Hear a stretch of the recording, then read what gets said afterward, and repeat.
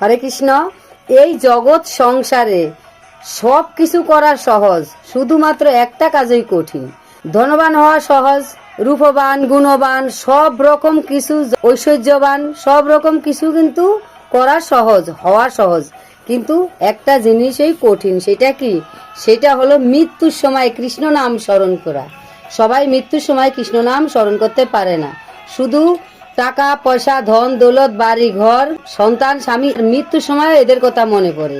একে দেখবো, নাত বউ দেখবো, নাতি দেখবো, পতি দেখবো, এগুলো সবই মনে পড়ে। কৃষ্ণ নাম সবার মনে পড়ে না। ওই জন্য যদি কৃষ্ণ নাম মনে পড়ে তবেই ভগবানের কাছে যাওয়া যায়।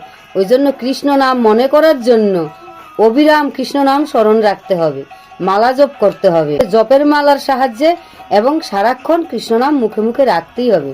তবেই অন্তিম সময়ে, যাওয়ার সময়ে ভগবানের নাম স্মরণে আসবে।